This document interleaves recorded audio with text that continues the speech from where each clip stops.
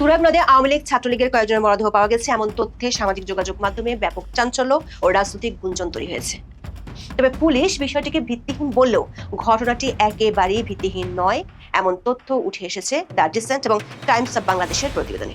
এই জুলাই আন্দোলনের ভাতিজাদের উদ্দেশ্যে বলতেছি, এই যে নির্দ্বিধায় মানুষগুলি হত্যা করছো, পুলিশ হত্যা করছো, থানা লুট করছো, অস্ত্র লুট করছো, হ্যাঁ, এগুলির কিন্তু বিচার হবেই। সার্জিস, ওই কাইলাপাড়া মাগুর মাছ, হ্যাঁ, তারপরে ওই যে আসিফ পাটোয়ারি, হ্যাঁ, এই বালছাল তোমাদের তো পাত্তাও থাকবে না বাবা।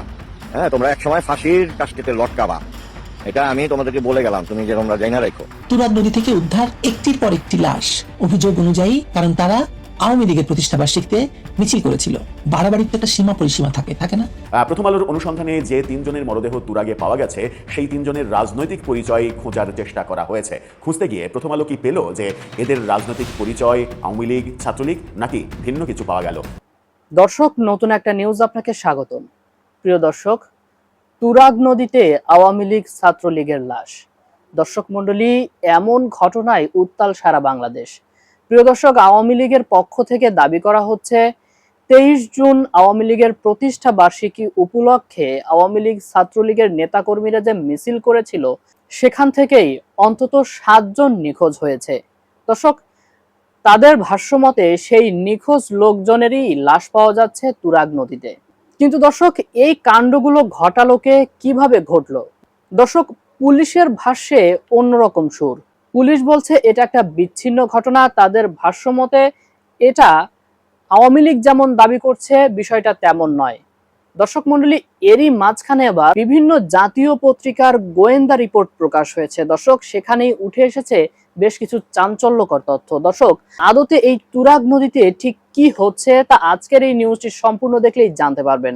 দর্শক, এরই সাথে সাথে একজন বৃদ্ধ মানুষ, তিনি এই যে জুলাই আগস্ট আন্দোলনের মুখ্য ভূমিকা পালনকারী বেশ কিছু সমন্বয়ক রয়েছে, তাদের উদ্দেশ্য করে তিনি বলেছেন, আজ হোক না হয় কাল হোক, তিনি দেখে যেতে পারুক বা না পারুক, এদের বিচার এই বাংলার মাটিতে অবশ্যই একদিন হবে। দর্শক মন্ডলী, তিনি সার্জিস আলম, হাসনাত আব্দুল্লাহ এবং নাসির উদ্দিন পাটোয়ারিদের নাম উল্লেখ করে বলে গেছেন, আজ হোক কাল হোক এদের ফাঁসির দড়িতে ঝোলানো হবে। দর্শক, সেই বৃদ্ধ মানুষটি ঠিক কি কারণে এমন মন্তব্য করলেন, এমন কথা বললেন, তা আজকের এই নিউজটি দেখলেই জানতে পারবেন। দর্শক, আপনার কাছে কি মনে হয়? আপনি কি সেই বৃদ্ধ মানুষটির সাথে একমত রয়েছেন যে আজ হোক কাল হোক এদের বিচার করা হবে? দর্শক, এই বিষয়টি নিয়ে আপনার মূল্যবান মতামতটি অবশ্যই কমেন্ট করে জানিয়ে দিন।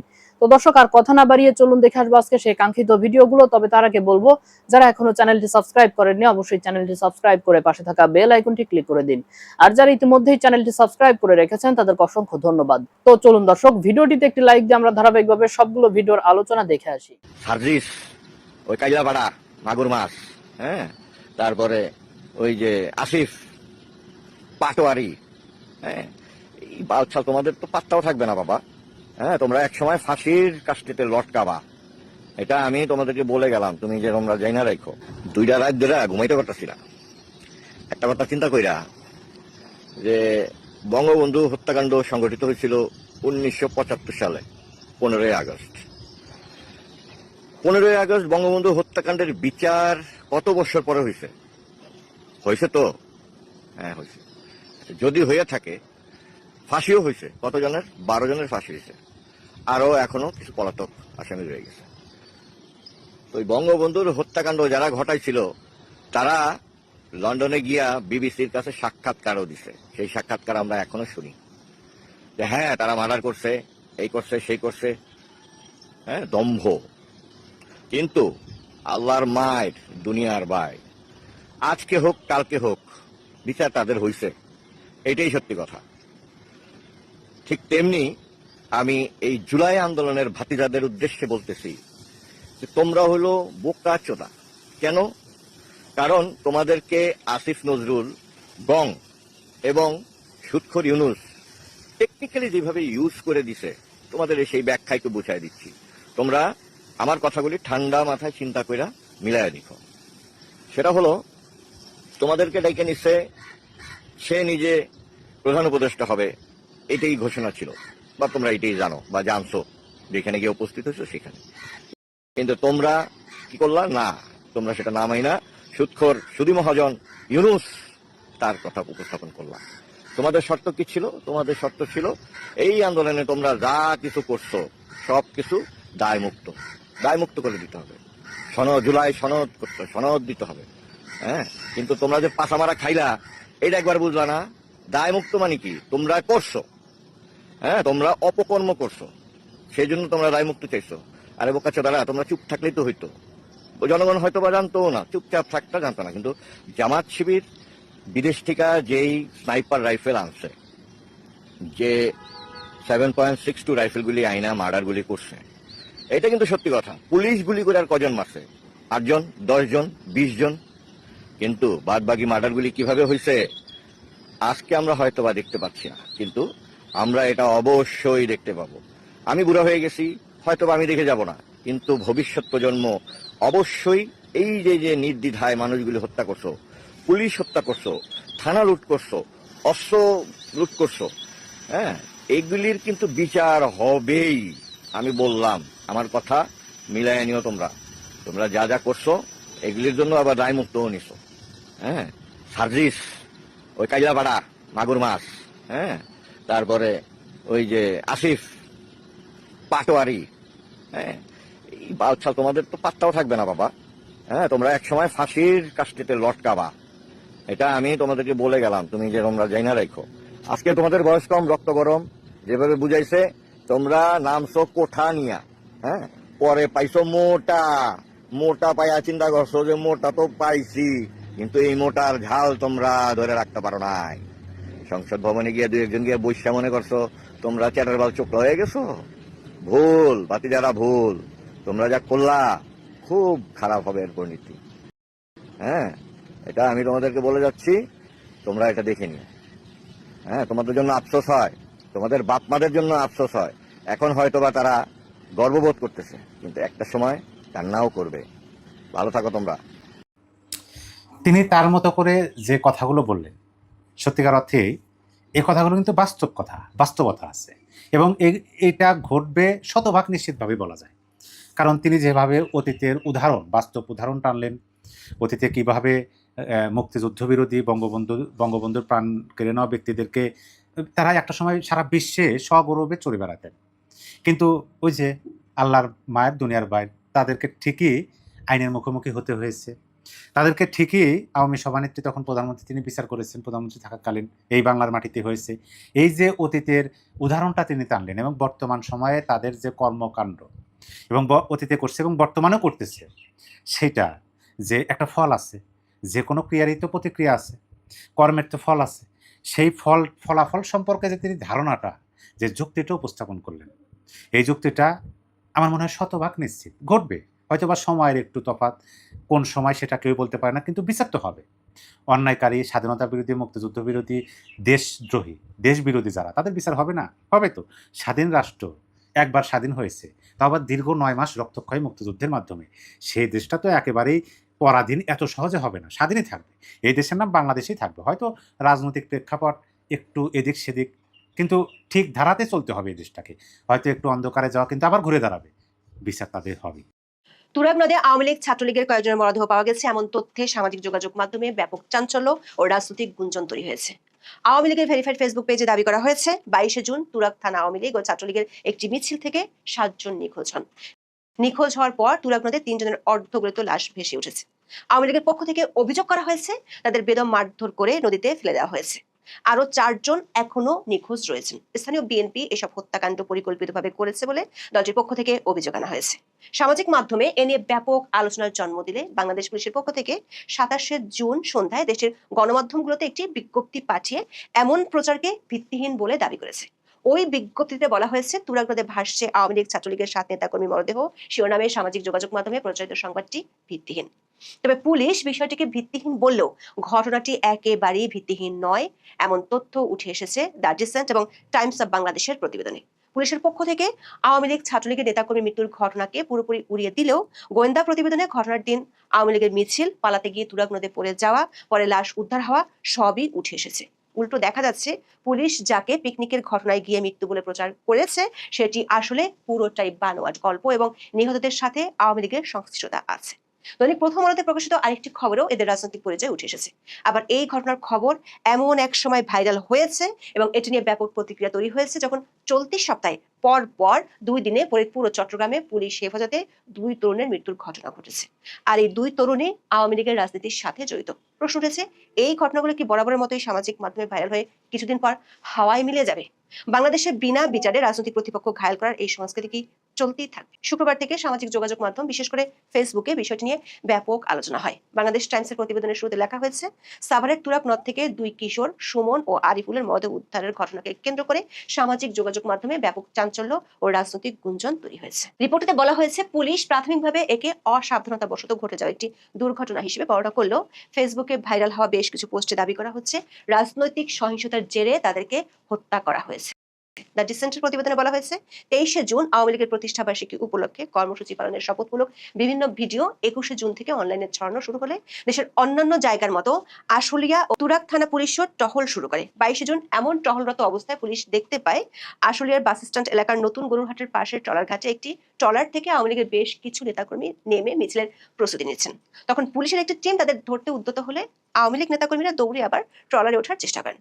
পুলিশ দেখে ট্রলার নিয়ে পালাচ্ছিলেন মিছিল করতে আসা আওয়ামী লীগ নেতাকর্মীরা। তখন অনেকে দৌড়ে ট্রলারে উঠতে সক্ষম হন এবং নৌযানটি চালু করে ঘাট থেকে বের হয়ে যায়। তবে কেউ কেউ লাফিয়ে ট্রলারে উঠতে গিয়ে নদীতে পড়ে যান। কিন্তু সামাজিক যোগাযোগ মাধ্যমে ব্যাপক হইচই পড়ে যাওয়ার পর 27শে জুন বিকেলে পুলিশ সদর দপ্তরের পক্ষ থেকে একটি বিজ্ঞপ্তি দেওয়া হয়। বিজ্ঞপ্তিটিতে ঢাকার তুরাগ নদে কার্যক্রম নিষিদ্ধ আওয়ামী লীগ সমর্থক 7 জনের লাশ ভাসার যে খবর সামাজিক যোগাযোগ মাধ্যমে ছড়িয়েছে তা ভিত্তিহীন বলে উড়িয়ে দিয়েছে পুলিশ। বিজ্ঞপ্তিটিতে বলা হয়েছে, তুরাগ নদে ভাসছে আওয়ামী লীগ ছাত্রলীগের 7 নেতাকর্মীর লাশ শিরোনামে সামাজিক যোগাযোগ মাধ্যমে ভিত্তিহীন তথ্য প্রচার করে জনমনে বিভ্রান্তি ছড়ানোর অপচেষ্টা চালানো হচ্ছে। প্রকৃতপক্ষে এ ধরনের কোনো ঘটনার খবর পাওয়া যায়নি। অথচ 27শে জুন দুপুরে পুলিশের বরাত দিয়ে বাংলাদেশের সংবাদ মাধ্যমগুলোতে খবর ছাপা হয়েছে, তুরাগ নদে বন্ধুদের সঙ্গে পিকনিকে গিয়ে ট্রলার থেকে তুরাগ নদে পড়ে নিখোঁজ হওয়া এক কিশোরের মরদেহ উদ্ধার করেছে পুলিশ। দৈনিক যুগান্তরে ছাপা হওয়া প্রতিবেদনে পুলিশের বরাত দিয়ে বলা হয়েছে, 26শে জুন রাতে সাভারের আশুলিয়া বাজার এলাকার তুরাগ নদ থেকে কিশোর সুমনের মরদেহটি উদ্ধার করা হয়। এই ঘটনায় আশুলিয়া থানায় একটি অপমৃত্যুর মামলা হয়েছে। টাইমস অব বাংলাদেশে প্রকাশিত খবরে বলা হয়েছে, পুলিশের ভাষ্যমতে ওই কিশোর বন্ধুদের সঙ্গে একটি পিকনিকের সময় ট্রলার থেকে পড়ে গিয়ে মারা গেছেন। তবে অনলাইনে এই মৃত্যু নিয়ে তীব্র গুঞ্জন ও জল্পনা কল্পনার সৃষ্টি হয়েছে। দ্য ডিসেন্টের প্রতিবেদনটিতে সুমনের মৃত্যুর ব্যাপারে পুলিশের ভাষ্য তুলে ধরে বলা হয়েছে, সুমন বন্ধুদের সঙ্গে পিকনিক করতে ট্রলারে করে তুরাগ নদে গিয়েছিলেন। সে সময় ট্রলার থেকে নদীতে নামার সময় পড়ে গিয়ে তলিয়ে যান। এরপর থেকে তাকে খুঁজে পাওয়া যাচ্ছিল না। পরে স্থানীয়রা নদীতে একটি মরদেহ ভাসতে দেখে 999-এ ফোন করেন। পুলিশ গিয়ে মরদেহ উদ্ধার করে। দর্শক, টাইমস অব বাংলাদেশ এবং দ্য ডিসেন্টের প্রতিবেদন থেকে এটা স্পষ্ট যে পুলিশের পক্ষ থেকে পিকনিকে যাওয়া দাবি করা কিশোর সুমন আর আওয়ামী লীগের পক্ষ থেকে মিছিলে যাওয়া দাবি করা সুমন একই জন। দুটো প্রতিবেদনই বলা হয়েছে, সুমনের মরদেহ যখন উদ্ধার হয় তখন তার কাছ থেকে একটি মোবাইল ফোন পাওয়া যায়।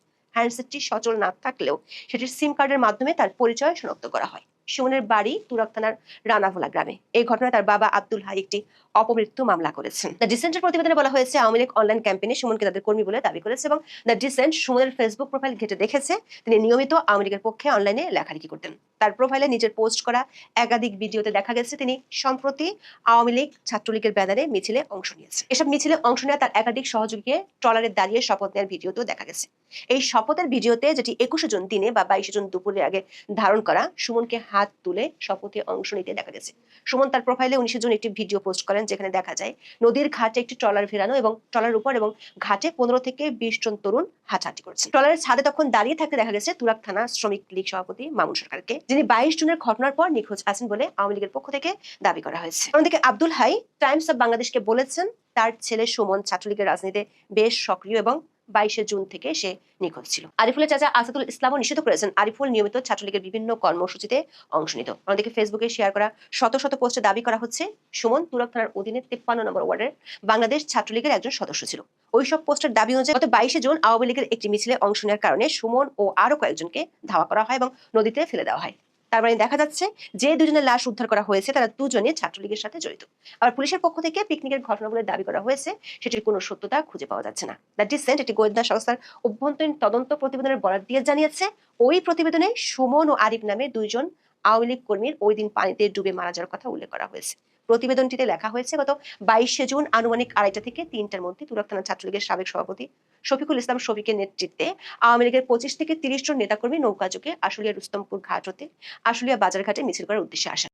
এই কার্যক্রমে তুরাগের নলভোগ এলাকার আওয়ামী লীগ নেতা কফিল উদ্দিন মেম্বার এবং রানাভোলা এলাকার মামুন সহযোগিতা করেছেন। ওই নেতাকর্মীরা রুস্তমপুর ঘাট থেকে একটি নৌকায় করে আশুলিয়া বাজার ঘাটের উদ্দেশ্যে রওনা হয়। তারা ঘাটে পৌঁছে নৌকা থেকে নামার চেষ্টা করলে দায়িত্বরত পুলিশ সদস্যরা তাদের উপস্থিতি টের পেয়ে ধাওয়া করে। এই সময় তারা দ্রুত পুনরায় নৌকায় উঠে পালানোর চেষ্টা করে, তবে তাড়াহুড়োর কারণে নৌকার নোঙর তুলতে ব্যর্থ হয়। পুলিশ নৌকার নোঙর ধরে ফেললে নৌকায় থাকা নেতাকর্মীরা আতঙ্কিত হয়ে নদীতে ঝাঁপ দেয়। এই ঘটনায় আশুলিয়া থানা পুলিশ ঘটনাস্থল থেকে মোট 7 জনকে আটক করে। অন্যরা নদীতে ঝাঁপ দিয়ে পালিয়ে যাওয়ার চেষ্টা করে। নদীতে তীব্র স্রোত থাকায় 2 জন পানিতে তলিয়ে যায়, যা তাৎক্ষণিকভাবে কেউই জানতে পারেনি। পরদিন 23শে জুন তাদের মরদেহ উদ্ধার করা হয়। পানিতে তলিয়ে থাকার কারণে মরদেহগুলো বিকৃত হয়ে যায়। এখন প্রশ্ন হলো, পুলিশ কেন 27শে জুন এমন কিছুই ঘটেনি বলে বিবৃতি দিয়ে দাবি করছে? আবার সেই বিবৃতিতে পুলিশকে হুমকিও দিতে দেখা যাচ্ছে। বিবৃতিতে বলা হয়েছে, একটি মহল এ ধরনের বিভ্রান্তি ছড়িয়ে আইন শৃঙ্খলা রক্ষাকারী বাহিনীর মনোবল নষ্ট করার অপচেষ্টায় লিপ্ত রয়েছে। কেউ এ ধরনের অপপ্রচারে জড়িত থাকার প্রমাণ পাওয়া গেলে তার বিরুদ্ধে যথাযথ আইনি ব্যবস্থা গ্রহণে পুলিশ প্রতিশ্রুতিবদ্ধ। দর্শক, তুরাগের এই ঘটনা সামাজিক মাধ্যমে এমন এক সময় ভাইরাল হয়েছে যখন গত 1 সপ্তাহে পরপর 2 দিনে পুলিশ ও কারা হেফাজতে 2টি মৃত্যুর ঘটনা ঘটেছে, আর নিহত 2 জনই আওয়ামী লীগের রাজনীতির সাথে জড়িত। প্রথম ঘটনাটি ঘটে ফরিদপুরে। ফরিদপুর আইন মহাবিদ্যালয়ের শিক্ষার্থী ও ছাত্রলীগ কর্মী ছিলেন মির্জা ইস্তিয়াক আহমেদ প্রান্ত। তিনি মধুখালী পৌরসভার গোন্দারডিয়া এলাকার মির্জা ইস্কান্দারের ছেলে। গত 22শে জুন জেলা গোয়েন্দা পুলিশের একটি দল প্রান্তকে গ্রেফতার করে। গ্রেফতারের সময় প্রান্ত ছিলেন সম্পূর্ণ সুস্থ। গ্রেফতারের পর তাকে ফরিদপুরে নিয়ে ডিবি হেফাজতে রাখা হয়, কিন্তু পরদিন মানে 21শে জুন সকালে ফরিদপুর মেডিকেল কলেজ হাসপাতাল থেকে তার মৃত্যুর খবর পান স্বজনরা। এই ঘটনায় পরিবারের পক্ষ থেকে পুলিশি নির্যাতনের অভিযোগ তোলা হয়। এই ঘটনার প্রতিবাদে সোমবার জানাজার আগে এলাকাবাসী বিক্ষোভ করেন। এই সময় ঢাকা খুলনা মহাসড়ক প্রায় 40 মিনিট অবরোধ করা হয়। এতে মহাসড়কের 2 পাশে শত শত যানবাহন আটকা পড়ে। পরে স্বজনদের অনুরোধে অবরোধ তুলে নেওয়া হয়। প্রান্তকে গ্রেপ্তারের একটি ভিডিও সামাজিক যোগাযোগ মাধ্যমে ভাইরাল হয়। ভাইরাল ভিডিওটি 2 মিনিট 39 সেকেন্ডের। ভাইরাল হওয়া ভিডিওটিতে ডিবি সদস্যরা প্রান্তকে মারধর করতে দেখা যায়। অবস্থা বেগতিক দেখে 23শে জুন এই ঘটনায় ডিবি ফরিদপুর সদর জোনের ওসি সৈয়দ মোহাম্মদ আলমগীর হোসেনকে প্রত্যাহার করা হয়। প্রান্তর ঘটনায় যেদিন ওসিকে প্রত্যাহার করে সেদিনই চট্টগ্রাম জেলা গোয়েন্দা পুলিশ দুপুর 1টার দিকে চট্টগ্রামের সাতকানিয়া উপজেলা যুবলীগ নেতা নুরুল আলমকে নিজ বাড়ি থেকে গ্রেপ্তার করে। তার বিরুদ্ধে অভিযোগ ছিল তিনি আওয়ামী লীগের পক্ষে মিছিল করেছিলেন। পরে তাকে সাতকানিয়া থানা পুলিশের কাছে হস্তান্তর করা হয়। জুলাই আন্দোলনের সময় হামলা, মারধর, হত্যা চেষ্টা ও বিস্ফোরক আইনের এক মামলায় গ্রেফতার দেখিয়ে পরে নুরুলকে আদালতে পাঠায় পুলিশ। তবে ওই মামলার এজাহারে তার নাম ছিল না। এ কারণে অজ্ঞাত পরিচয় আসামিদের মধ্যে তদন্তে প্রাপ্ত দেখিয়ে গ্রেফতার দেখানো হয় নুরুলকে। 23শে জুন মঙ্গলবার সন্ধ্যা 6:22 তাকে কারাগারে নেওয়া হয়, রাখা হয় 4 নম্বর সূর্য সেন ওয়ার্ডে। চট্টগ্রামের অতিরিক্ত পুলিশ সুপার মোহাম্মদ ইব্রাহিম দৈনিক সমকালকে বলেছেন, গ্রেপ্তারের সময় নুরুলকে সুস্থ দেখা যায়। এই সংক্রান্ত বেশ কিছু ছবি ও ভিডিও তাদের কাছে আছে। হাস্যোজ্জ্বলভাবে তিনি নিজেও আদালতে ছবি তোলেন। এ ধরনের ছবি তার পরিবারের সদস্যরাও সামাজিক মাধ্যমে দিয়েছেন। কিন্তু সুস্থ নুরুল কারাগারে যাওয়ার 12 ঘন্টার মধ্যে মারা যান। কারা কর্তৃপক্ষ নুরুল অসুস্থ হয়ে পড়েছে দাবি করলেও তাদের দাবির পক্ষে কোনো যুক্তিসঙ্গত প্রমাণ হাজির করতে পারেনি। নুরুল আলমের বড় বোন বকুল আক্তার অভিযোগ করেছেন, তার ভাইকে পরিকল্পিতভাবে হত্যা করা হয়েছে। প্রশ্ন উঠেছে, বিগত ইউনূস সরকারের আমল থেকে অভিযোগ করা হয় আওয়ামী লীগ আমলে পুলিশি নির্যাতন ও হেফাজতে মৃত্যু হতো এবং এগুলোর কোনো শাস্তি হতো না। অথচ আইন ও সালিশ কেন্দ্র এবং হিউম্যান রাইটস সাপোর্ট সোসাইটি ও অন্যান্য মানবাধিকার সংগঠনের প্রতিবেদনগুলোতে দেখা যাচ্ছে ইউনূসের আমলে 2025 সালে বাংলাদেশে প্রায় 92টি হেফাজতে মৃত্যুর ঘটনা ঘটেছে। 2026 সালের প্রথম 4 মাসে আরো 80টির বেশি হেফাজতে মৃত্যুর খবর পাওয়া গেছে। এই সময়কাল অন্তর্বর্তী সরকারের শেষ পর্যায়ে এবং বর্তমান বিএনপি নেতৃত্বাধীন নির্বাচিত সরকারের 2.5 মাস অন্তর্ভুক্ত। প্রশ্ন হচ্ছে, বাংলাদেশে এভাবে বিনা বিচারে হত্যাকাণ্ড আর হত্যাকাণ্ড হওয়ার পর পুলিশের অস্বীকার, হেফাজতে মৃত্যুর পর লোক দেখানোর শাস্তি হিসেবে প্রত্যাহারের নাটক কি চলতেই থাকবে? আমি স্বরাষ্ট্রমন্ত্রী সালাউদ্দিন সাহেবকে আমি একটা প্রশ্ন করতাম, যদি উত্তর পেতাম তাহলে হয় খুশি হতাম। জানি না এই ভিডিও তার পর্যন্ত পৌঁছবে কিনা। আপনি একটা কথা বলেছেন, বাংলাদেশে আওয়ামী লীগ নামে কোনো দল নাই, তবে আমি মনে করি আপনি সুস্থ নাই। আপনার কথাটা আপনাকে ছুড়ে দিলাম। আমাদের বাংলাদেশে আওয়ামী লীগের মন্ত্রী মিনিস্টার তারা সব বিদেশে আছে। আমরা বাংলাদেশে আছি মাত্র কয়েকজন কর্মী, তা হাতে গুনলে প্রায় 6 কোটি, প্রায় 55%, অর্থাৎ প্রায় 55% আওয়ামী লীগের লোক আছে, তা কর্মী খালি। আপনি বলেছেন আওয়ামী লীগ নামে কোনো দল নাই। কয়েকজন কর্মী ঠেকাইতে আপনি নামাইছেন বাংলাদেশের পুলিশ, র্যাব, বিজিবি, দেশ রক্ষক, শেষ ফিনিশিং সেনাবাহিনী, ঠিক আছে, যারা দেশকে শ্রদ্ধার সম্মানে রক্ষা করে এবং বিদেশের সাথে যুদ্ধ হলে সেই জায়গায় নামে সেনাবাহিনী। আজ আওয়ামী লীগের নামে কোনো দলই নাই, সাধারণ কয়েকজন কর্মী ঠেকাইতে লাগছে 6 জেলায় সেনাবাহিনী। তবে আপনি কি সুস্থ অবস্থায় বলছেন না অসুস্থ অবস্থায় বলছেন আমি তা জানি না। তবে আপনাকে আমি একটা কথা চ্যালেঞ্জ করে দিলাম, এই এনসিবি, জামাত শিবির, এদেরকে তো আমরা হিসাবই করি না। ওরা হলো যুদ্ধপরাধী পাকিস্তানি লোক, ওদেরকে আমরা হিসাব করি না।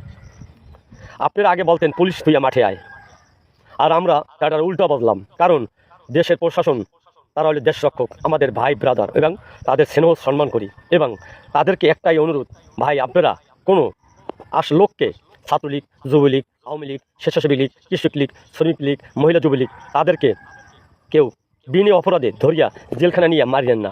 বিশেষ অনুরোধ, আপনারা হলেন দেশ রক্ষক, এবং আপনারা মাঠে থাকবেন। সালাউদ্দিন সাহেবকে খালি এই যে আমরা 55% লোক অর্থাৎ আওয়ামী লীগের কর্মী যারা আছি তাহাকে চ্যালেঞ্জ করে দিলাম। আপনি বলছেন আওয়ামী লীগ নামে কোনো দোষে লোক নাই, চ্যালেঞ্জ করে দিলাম 24 ঘন্টার জন্য খালি নিষেধাজ্ঞা উঠান, আপনার প্রশাসন মাঠে থাকবে। সেনাবাহিনীটা খালি তুলে নেবেন, আপনার প্রশাসন মাঠে থাকবে। আমরা সকাল 10টায় নিষেধাজ্ঞা তুলে নেবেন, পরের দিন সকাল 10টার ভিতরে আমরা জননেত্রী শেখ হাসিনাকে 5 থেকে 6 কোটি লোকে, এই দেশে আইন 18 কোটি লোক তাহাকে সমর্থন দিয়া আবার দেশে প্রধানমন্ত্রী করবে। আপনাদের কোথায় যাবেন, কি করবেন, আপনার এই কথাবার্তা সারা জীবন এই পৃথিবীতে ভাসবে, এই বাংলাদেশে ভাসবে। যে কথাটা বলছেন আওয়ামী লীগ কোনো দল নাই, ঠিক আছে? তাহলে মাত্র 6 কোটি কর্মীরই ভয় পাচ্ছেন, এই জন্য দেশ রক্ষক সেনাবাহিনীকে নামান লাগছে। আপনাকে চ্যালেঞ্জ করে দিলাম, আবারও বললাম, যদি 24 ঘন্টা টাইম দেবেন, খালি নিষেধাজ্ঞা তুলে নেবেন। সবাই তো বলছে প্রশাসন নেন, আমরা বলছি প্রশাসন আমাদের ভাই, জনগণের রক্ষক, দেশ রক্ষক, জনগণের মালযান রক্ষা করার জন্য এই প্রশাসন তৈরি হয়েছে। তবে তাদের পর আমরা কোনো আঘাত অস্ত্র করবো না, তারাও নিরীহ কোনো মানুষের রূপে আঘাত অস্ত্র আনবে না। বিশেষভাবে অনুরোধ, প্রশাসন থাকবে, 24 ঘন্টা চ্যালেঞ্জ দিলাম, সকাল 10টায় নিষেধাজ্ঞা তুলবেন, পরের দিন সকাল 10টার ভিতরে আমরা বাংলাদেশ সমস্ত আওয়ামী লীগ জনগণকে নিয়ে, জনগণ হলো দেশের ক্ষমতার উৎসর্গ, অতএব তাদেরকে নিয়েই আমরা এই দেশ আবার দলে নেব, এবং স্বাধীনতার লোক সবাই পক্ষে থাকবে, এবং খালি এনসিবি, জামাত, রাজাকার এরা পলাই যাইবে। দর্শক, আমি আশা করছি সবগুলো ভিডিওই আপনি মনোযোগ সহকারে দেখেছেন। সেই সাথে দর্শক, এই ভিডিওগুলো সম্পর্কিত যদি কোনো তথ্য বা মতামত থাকে তাহলে তো অবশ্যই কমেন্ট করে জানিয়ে দিন। এতক্ষণ সাথে থাকার জন্য ধন্যবাদ। নিউজটি শেষ করছি এখানেই, ফিরছে আগামী ভিডিওতে নতুন কোনো টপিক নিয়ে। আল্লাহ হাফেজ।